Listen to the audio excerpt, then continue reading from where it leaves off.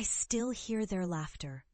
Sometimes in the echoing silence of my Mexico City apartment, windows catching dusty pink sunsets over tangled power lines, the memory flicks on like a ragged reel.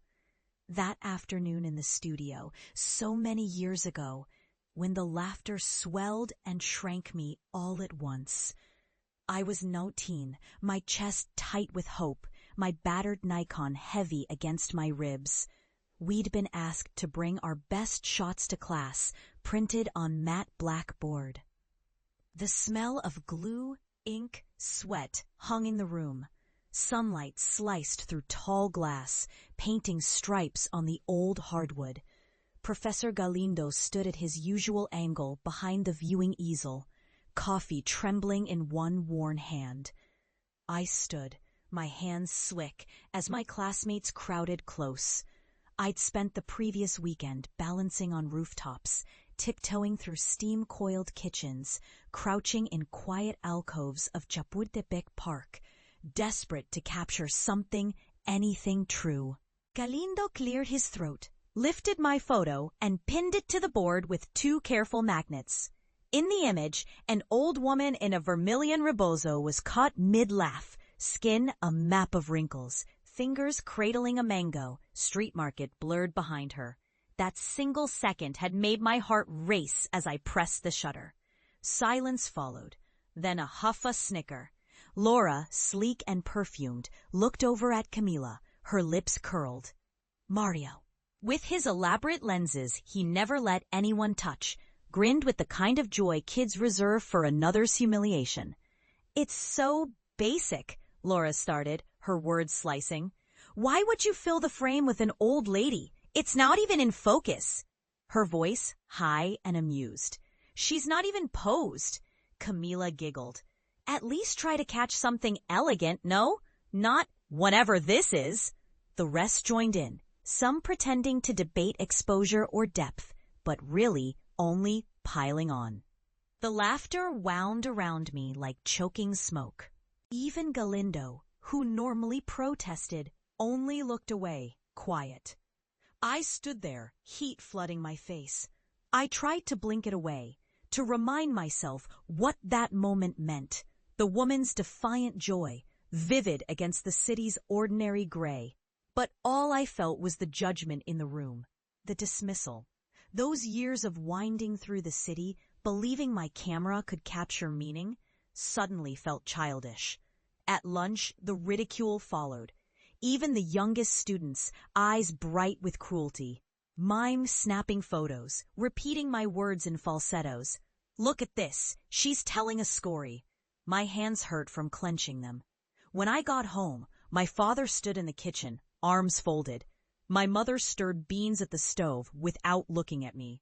My photos were taped crookedly on the hallway wall, but never commented on. Why don't you put your efforts into something real, my father said, for the 1000th time that month. People like us, you know better, Mira. Get a job at the panaderia. Help your mother. Who in Mexico needs another artista wasting air? I said nothing. There was no language left. Only the aftertaste of shame, thick and bitter. I began to wonder if my photos were as empty as they said. I stopped bringing my camera to school. I missed 1 critique, then 2. Galindo shrugged, too worn to care. My friends stopped inviting me to outings. My father's lectures grew sharper. Even my little brother, Javier, started to glance away when anyone asked about Maria and her camera.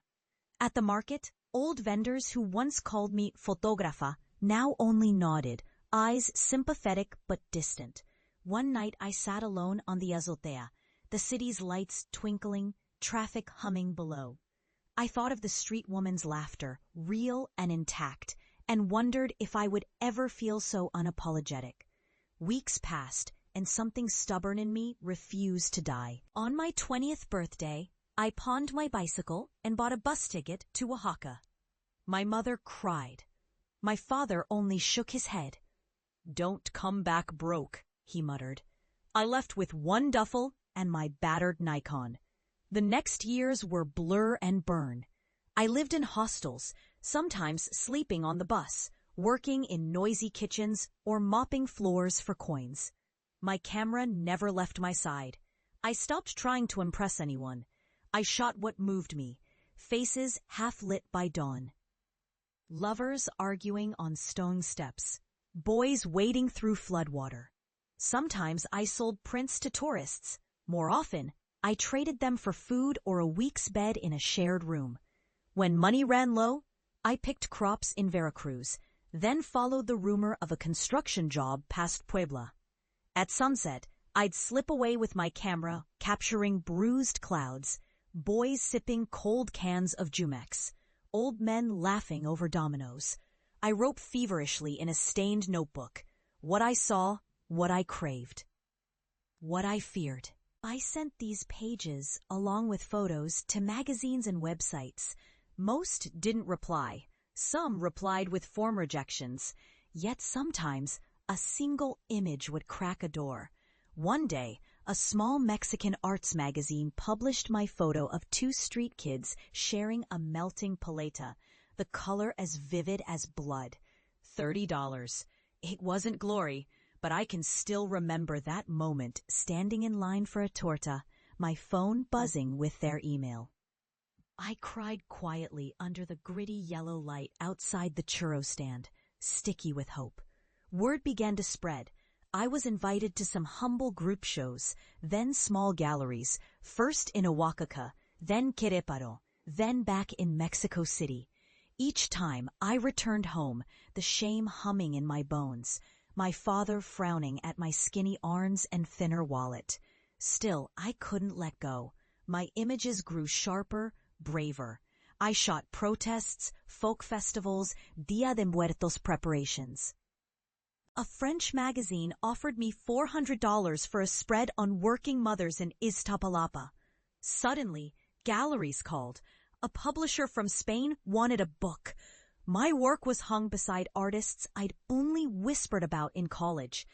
People began to recognize my name, but every exhibition still flickered with that cruel laughter from the studio.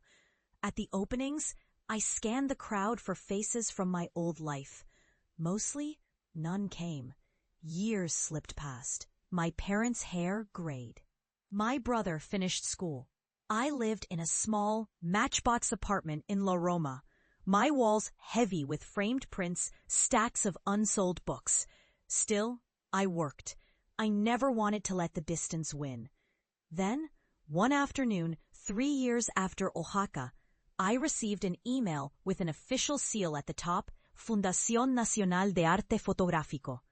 I had been awarded their most prestigious annual prize for Mexican photography, a grant, a gallery solo show, and a review in Reforma.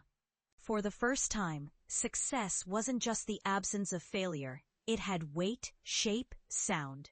The exhibition would be held in an old sugar warehouse turned elegant space in the center of Mexico City. They printed my name, Maria Contreras, in tall black letters on the invitations, which were mailed to 50 cities. I pretended this didn't matter to me. I kept up the old routines, shooting, editing, riding the metro at dawn. But the truth is, anxiety trembled behind every day. What if no one came? What if it was all a mistake? A week before the opening, I put the invitation, crisp, creamy paper embossed with gold, on the kitchen counter in my parents' apartment. My mother stared at it for a long time. My father said nothing, simply moving it aside when he sat down for dinner. But that night, I heard them talking in the hallway, my mother's voice soft, my father's uncertain. Javier, now taller than me, nudged my shoulder. "You're not worried they'll just mock you again?" he whispered. I shrugged, the old shame blooming in my chest. Maybe, but this time I have nothing left to lose. The day of the show, Mexico City hummed with early summer heat. White tents lined the Zocalo, cicadas droning, buskers howling beneath tarpa stalls. I reached the gallery in a borrowed dress, my hair smoothed, hands trembling. Inside the air was cool, the walls hung in silence. My images floated on clean white panels. The mango vendor in her rebozo, boys running from rain, the protesters' fierce, wild glare. Critics mused, journalists jotted in their moleskins. Waiters circled guests with wine and small plates of carnitas on fresh tortillas. Then in the doorway, my family appeared like a conjured storm. My mother's best blouse, pressed and careful, my brother in stiff black pants. My father, wary, arms crossed. I saw a few faces from the old neighborhood, their eyes wide. And behind them, a surge of unfamiliar watching faces. Old classmates, Laura, Camila, even Mario. Laura's lipstick glimmered, but her mouth was pressed thin. For a second, I nearly turned away, heat prickling my skin. My courage faltered, fingers knotting around my glass.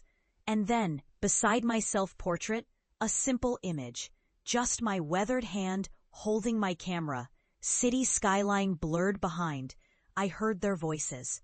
Camila's laugh, at first small, then fading.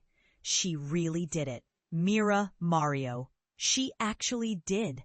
Mario leaned in, peering at a photo of two girls dancing at a quinceañera, pink skirts spinning. It's her. They're everywhere now, these photos. Didn't she shoot that cover for Vanguardia? Laura's eyes lingered on the photo that started everything. The mango vendor's laugh, caught clean and triumphant. I waited, throat dry. My father stood to the side, scanning each frame with a slow, deliberate gaze.